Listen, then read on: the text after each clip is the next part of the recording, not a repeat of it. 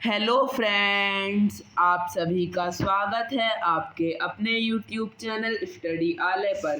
तो आज की वीडियो में हम एनएमएस एग्ज़ाम 2025-26 साइंस के लिए 15 मोस्ट इम्पॉर्टेंट एमसीक्यू लेकर आए हैं। इसमें साइंस का जीव विज्ञान, रसायन विज्ञान और भौतिक विज्ञान तीनों टॉपिक कवर होंगे।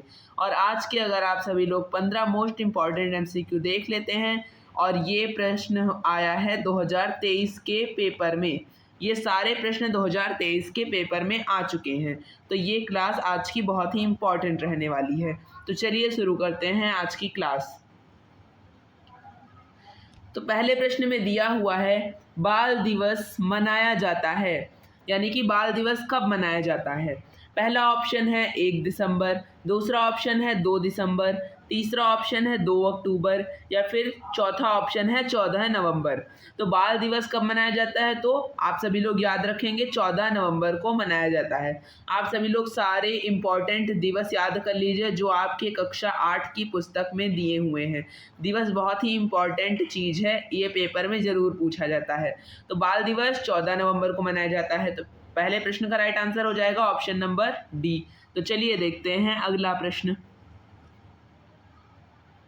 अगले प्रश्न में दिया हुआ है इलेक्ट्रॉन होता है, मतलब हमको बताना है इलेक्ट्रॉन पर कौन सा आवेश होता है। प्लस का आवेश होता है या माइनस का होता है या फिर जीरो मतलब उदासीन आवेश। तो ऑप्शन देख लेंगे।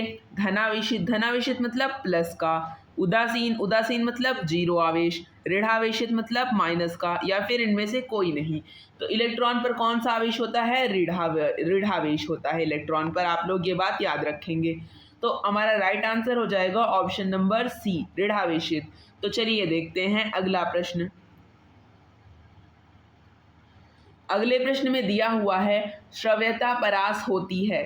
श्रव्यता परास मतलब मानव कितनी ध्वनि को सुन सकता है, कितने हर्ट्ज से कितने हर्ट्ज तक की ध्वनि को सुन सकता है मानव।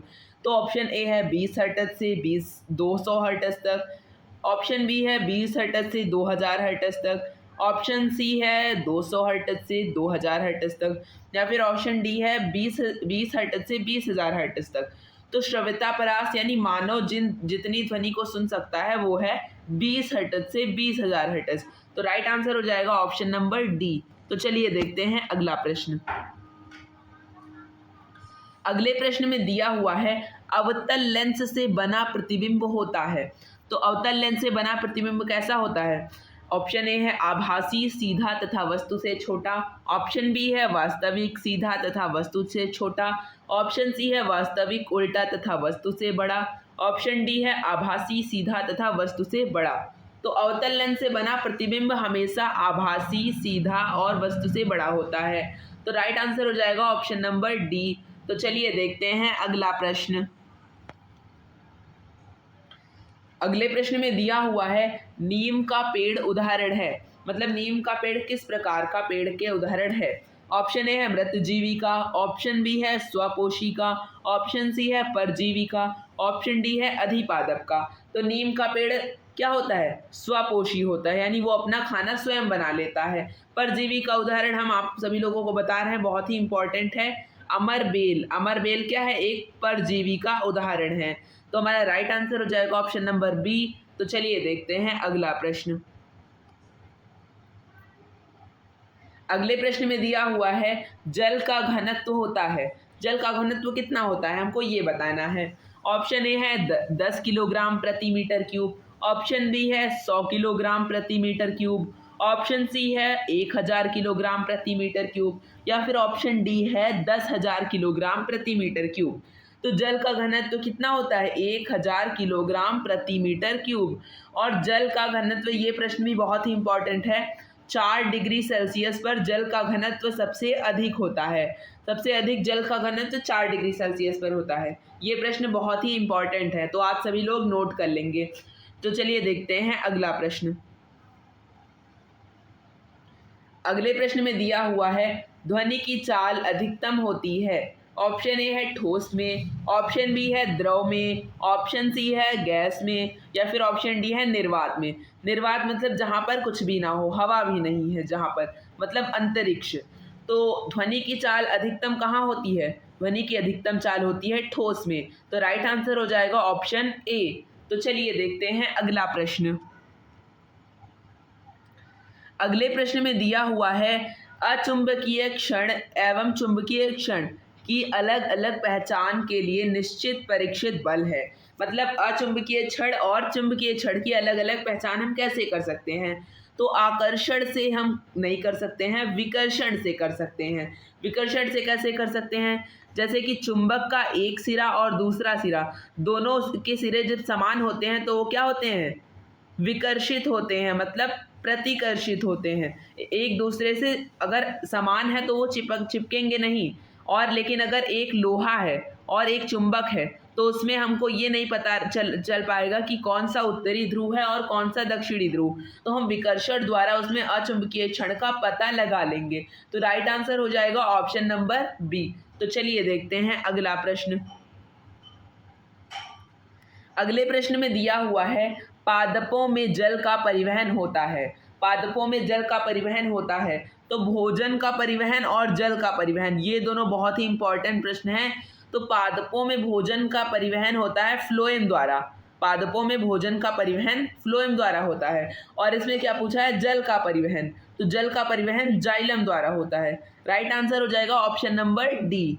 तो चलिए देखते हैं अगला प्रश्न। अगले प्रश्न में दिया हुआ है विश्व तंबाकू निषेध दिवस कब मनाया जाता है। मैंने अभी आप सभी लोगों को बताया है कि आप सब लोग दिवस जरूर याद कर लीजिए, ये एनएमएस के पेपर में जरूर पूछा जाता है। तो विश्व तंबाकू निषेध दिवस कब मनाया जाता है? ऑप्शन ए है 31 मई, ऑप्शन बी है 11 जुलाई, ऑप्शन सी है 12 जनवरी, ऑप्शन डी है 15 जनवरी। तो 15 जनवरी को क्या मनाया जाता है? थल सेना दिवस। 15 जनवरी को थल सेना दिवस मनाया जाता है। 12 जनवरी को युवा दिवस मनाया जाता है। 11 जनवरी को जनसंख्या विश्व जनसंख्या दिवस 11 जुलाई को मनाया जाता है। तो फिर हमसे क्या पूछा था? तंबाकू निषेध दिवस, तो वो कब मनाया जाता है? 31 मई को मनाया जाता है। तो राइट आंसर हो जाएगा ऑप्शन नंबर ए। तो चलिए देखते हैं अगला प्रश्न। अगले प्रश्न में दिया हुआ है किसकी जड़ में भोजन संग्रह के लिए रूपांतरण होता है। तो ऑप्शन ए है आलू की जड़ों में, ऑप्शन बी है अदरक की जड़ में, ऑप्शन सी है गाजर की जड़ में, या फिर ऑप्शन डी है अरबी की जड़ में। तो फिर गाजर की जड़ों में भोजन संग्रह के लिए रूपांतरण होता है। तो राइट आंसर हो जाएगा ऑप्शन नंबर सी। तो चलिए देखते हैं अगला प्रश्न। अगले प्रश्न में दिया हुआ है समतल दर्पण पर 60 डिग्री से आपतित किरण के लिए परावर्तन कोण होगा। यानी कोई समतल दर्पण है, उस पर आपतित किरण आ रही 60 डिग्री से, और बीच में क्या होता है? अभिलंबवत रेखा होती है और उधर परावर्तित कोण होता है। तो फिर यहाँ पर क्या कितना कोण दिया हुआ है? 60 डिग्री। और पूछा क्या है? परावर्तन कोण, यानी यहाँ का कोण पूछा हुआ है। तो परावर्तन के नियम के अनुसार एंगल आई और एंगल आर ये दोनों बराबर होते हैं। तो एंगल आई कितना दिया हुआ है हमको? 60 डिग्री दिया हुआ है। तो हमको एंगल आर बताना है, तो वो भी कितना हो जाएगा? 60 डिग्री हो जाएगा। तो राइट आंसर हो जाएगा ऑप्शन नंबर बी। तो चलिए देखते हैं अगला प्रश्न।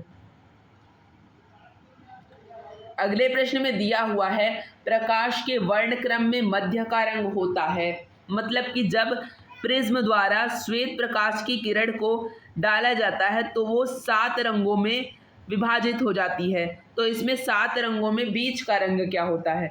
तो एक ट्रिक होती है विबग्योर। आप लोग इस तरह याद कर लीजिए, विबग्योर। ये 7 रंग होते हैं। वी से होता है वॉयलेट, आई से होता है इंडिगो, बी से होता है ब्लू, जी से होता है ग्रीन, वाई से होता है येलो, ओ से होता है ऑरेंज और आर से होता है रेड। तो बीच में देखो यहाँ 3 इस तरफ हो गए, 3 इस तरफ, बीच में कौन सा रंग आया? ग्रीन। ग्रीन को क्या बोलते हैं? हरा। तो फिर प्रकाश के वर्णक्रम में मध्य का रंग हरा होता है।